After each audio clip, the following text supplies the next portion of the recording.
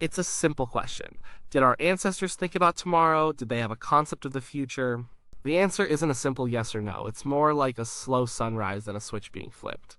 Thinking about the future isn't one single skill. It's a whole suite of abilities that evolved over millions of years. A squirrel bearing a nut is preparing for the future, but it doesn't sit there and worry about the coming winter. It doesn't imagine different possible winters, one mild, one harsh. It acts on instinct. A deep biological programming tells it to store food when the days get shorter. This is a kind of future thinking, but it's a very basic automated version. It's future readiness, not future consciousness. For a long time, our own ancestors were likely in a similar boat. They lived in an immediate world. Hunger, thirst, a predator in the bushes. These were the problems of the next few minutes, not the next few months. Their future was the next step, the next meal, surviving until sunset. But somewhere along the line, that changed. The horizon in their minds started to expand. The future became a place you could plan for, a place you could shape, and that change made all the difference. It's arguably what made us human. To understand this journey, we have to look at the clues they left behind. Bone stones and traces of old campsites. These are the fossils of their minds. They tell a story about how we learn to escape the tyranny of the present moment. Let's start with the basics. Many animals have a sense of the immediate future. A chimp will pick up a good rock to use later to crack open nuts. It sees the rock, it knows nuts are over there, and it connects the two in a simple plan. The future it's planning for is just a few minutes away. This is called episodic foresight. It's a direct line from A to B. It's impressive, but it's still tied to the here and now.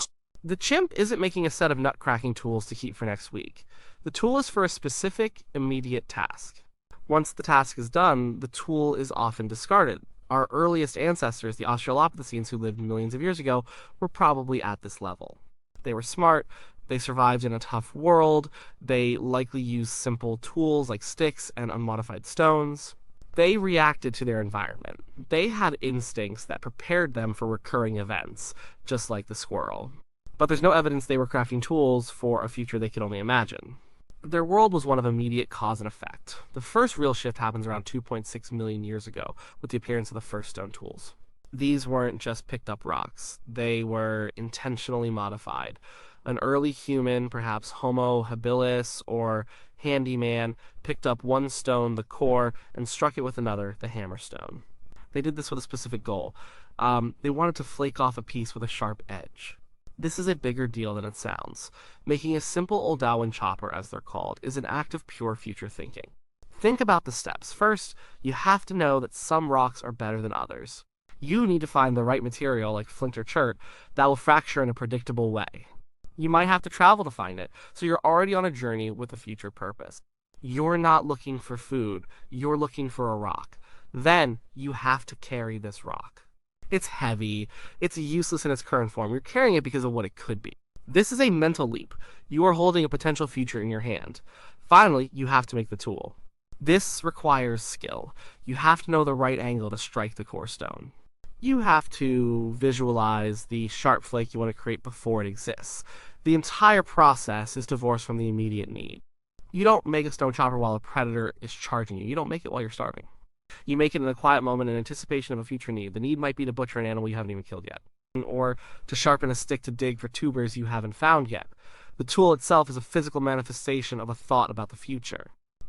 It's a bridge between the present moment of its creation and the future moment of its use.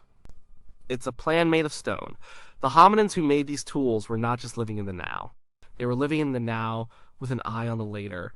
Their mental timeline had stretched from minutes to hours, maybe even days. They could conceive of a need that was not yet present and take steps to meet it. This was a revolution, and the story gets deeper. Around 1.7 million years ago, a new character enters the scene, Homo erectus. And they bring with them a new technology, the Acheulean hand axe. These tools are a significant upgrade. An old Awan chopper is simple.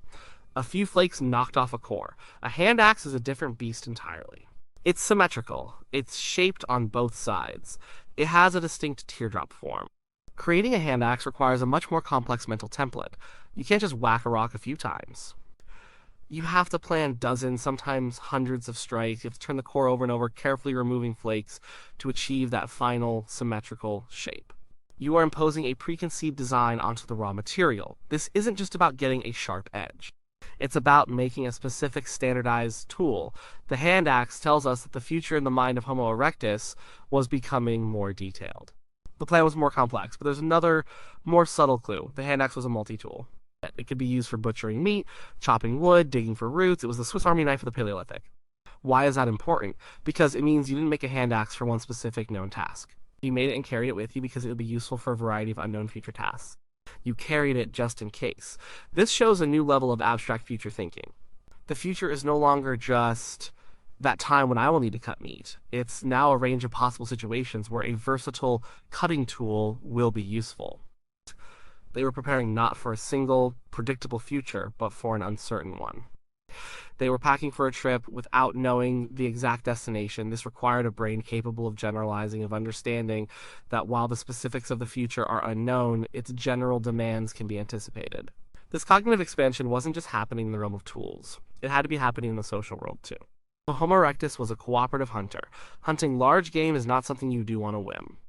It requires a plan, it requires communication, it requires a shared concept of the future. Imagine a group of hunters. They have to agree on a goal: we will hunt that giant buffalo. They have to coordinate their actions. You go that way and drive it towards the cliff. I'll wait here with a spear. We will all act together when it gets to the right spot. All of this is based on a future event that hasn't happened yet. It requires each individual to simulate the hunt in their mind, to understand their role in the plan, and to trust that the others will play their part. This is social future thinking. It's about creating a shared, imagined reality. This ability to cooperate towards a future goal is a massive evolutionary advantage. A lone hunter might get lucky. A coordinated group can bring down animals far too large and dangerous for any single individual. Their success depends entirely on their collective ability to see, plan for, and act on a future that exists only in their shared consciousness. This requires a new level of social intelligence. You have to understand not just your own future intentions, but the future intentions of others. You have to build trust, which is itself a future-oriented concept. Trust is the belief that someone will behave in a predictable way in the future. So, the timeline in their minds is stretching further, and it's becoming social. But what about the more distant, more abstract future? What about concepts like death, or a life after death? Here, the evidence gets murkier, and we turn to our close cousins, the Neanderthals. The Neanderthals were highly intelligent. They thrived in Ice Age Europe for hundreds of thousands of years. Their toolkits were sophisticated. They were expert hunters, and there is some evidence that they were starting to grapple with bigger, more abstract ideas about the future. The most compelling and most debated evidence comes from their burials. At sites like Shinidar Cave in Iraq, Neanderthal skeletons have been found in what appear to be deliberately dug graves. In one case, pollen analysis suggested the body may have been laid on a bed of flowers. This is controversial. Maybe the pollen blew in, maybe rodents collected the flowers. But if the burials were intentional, it's a profound statement about their concept of the future. Burying the dead is not a practical act for the living. It uses up energy. It serves no immediate survival purpose. It is an act of symbolism. It suggests that the dead person still matters. It implies a concern for what happens to someone after they are gone. This could be simple respect, or it could be the first glimmer of a belief in an afterlife, a future that extends beyond the mortal coil. There's also evidence of Neanderthals caring for the old and injured. The old man of La Chapelle aux Saints was an individual with crippling arthritis and no teeth. He could not have survived on his own. He must have been fed and cared for by his group. This is an act of compassion, but it is also an act of future thinking. The group invested resources in someone who was not a productive hunter or gatherer. They did this perhaps because they believed in his future, a future where he might recover, or a future where the social bonds of the group were more important than an individual's immediate utility. They were investing in the future of their community. So with Neanderthals, we see the future becoming not just personal and practical, I need a tool, or social and logistical, we need a plan to hunt, but possibly symbolic and compassionate. The future is beginning to contain ideas about legacy, community, and what lies beyond. Then, around 200,000 years ago, our own species, Homo sapiens, arrives. And for a long time, we were not that different. We used similar tools, we lived similar lives, but then, around 50,000 years ago, something happened. Archaeologists call it the Great Leap Forward, or the Upper Paleolithic Revolution. Suddenly, the evidence for a fully modern human mind, a mind soaked in the future, becomes overwhelming. The key ingredient seems to have been language, not just the grunts and gestures that earlier hominins surely had, but complex symbolic language. The kind of language that lets you talk about things that are not right in front of you. You can talk about what happened last year, and you can talk about what might happen next season. The language unhooks us from the present. It allows us to create and share incredibly detailed scenarios of the future. If the rains don't come by the next full moon, we must move the entire camp to the river valley, because that's where the animals will go. This is a complex, conditional plan for the future that is only possible with language. You can teach a child something they will need to know in 10 years. Never eat these red berries, they look good, but they will make you sick. Knowledge can now be passed down through generations, allowing people to prepare for futures they have never personally experienced based on the wisdom of those who came before. The explosion of art is another piece of the puzzle. The stunning cave paintings at Lascaux and Chauvet are not just pretty pictures. Many scholars believe they were part of rituals, perhaps related to hunting. By painting the animals, the artists were not just recording the past. They might have been trying to influence the future to bring about a successful hunt. They were using symbols to interact with the future they hoped to create. This is a very sophisticated form of future thinking. It's not just planning for the future, it's trying to magically control it. We also see clear evidence of long-distance trade. People were moving materials like special types of stone or seashells hundreds of miles from their source. This requires immense planning. It means establishing and maintaining social networks with other groups. These are not one-off trips. They are long-term relationships built on reciprocity and trust. You are giving me something of value now with the expectation that I will give you something in the future. Your entire economic and social world is now built on a foundation of future promises. And the burials become elaborate. People are buried with tools, beads, and other grave goods. At a site called Sunghir in Russia, 2 children were buried head-to-head, covered in thousands of ivory beads that would have taken thousands of hours to make. This is a massive investment of time and energy. It speaks to a powerful belief system about the future, about an afterlife where these items would be needed. The future was no longer just the next season or the next hunt. It was now eternity. What was happening inside the brain to allow for all this? The key player is the prefrontal cortex.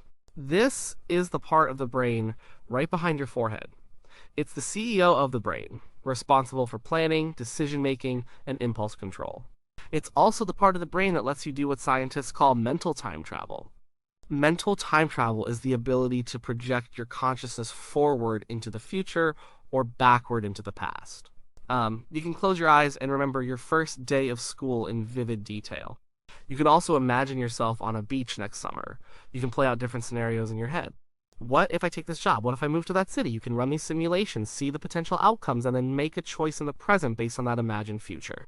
The evolution of the human brain, particularly the expansion of the prefrontal cortex, gave us this ability. It's like having a simulator in your head. Early hominins could maybe run a very simple simulation. If I hit this rock with this other rock, a sharp piece will come off. By the time of Homo sapiens, our simulators were running incredibly complex programs. If we maintain a good relationship with the group by the coast, we can trade our high-quality flint for their seashells, which we can then use to create jewelry that will enhance our social status and improve our chances of finding a good mate, ensuring the future of our lineage. This ability is our species' superpower, but it's also the source of one of our greatest burdens: anxiety. A squirrel doesn't worry about whether it has stored enough nuts. It doesn't lie awake at night thinking about the possibility of a drought next year. It just acts. We, on the other hand, can torment ourselves with an infinite number of possible negative futures. We can worry about our health, our finances, our children's future, the fate of the planet. Our ability to conceive of the future is the source of our greatest achievements and our deepest fears. We are the anxious ape because we are the future-making ape. So, did our ancestors have a concept of the future? Yes, but that concept grew and changed in profound ways. It started as a flicker, an instinctual urge to prepare for the changing of seasons. It grew into the practical foresight needed to chip a stone into a useful tool, a plan measured in hours or days. It expanded to encompass the social world, creating shared plans for a hunt and building communities on trust and future obligations. It deepened into the symbolic realm, with our ancestors starting to ponder the ultimate future of death itself. Finally, with the arrival of modern humans and complex language, the future became a boundless, malleable space. It became a place we could describe, debate, plan for, and try to shape to our will. We started telling stories, which are just shared journeys into possible pasts and futures. We created agriculture, the ultimate act of future planning, where we invest labor in the present for a reward months away. We built cities based on blueprints for a future that would outlive us. We created laws and institutions to ensure a stable and predictable future for generations to come. Every time you set an alarm clock, you are acting on a concept of the future. Every time you save money, you are making a bet on your future self. Every time you teach a child, you are investing in a future you may not even see. This way of thinking, this constant dialogue between the present and the future, is not a given. It is the product of millions of years of evolution. It was built piece by piece by ancestors who learned to look up from their feet and see the horizon. They left us a legacy written in stone and bone. The legacy is the future itself. It's the greatest tool they ever invented.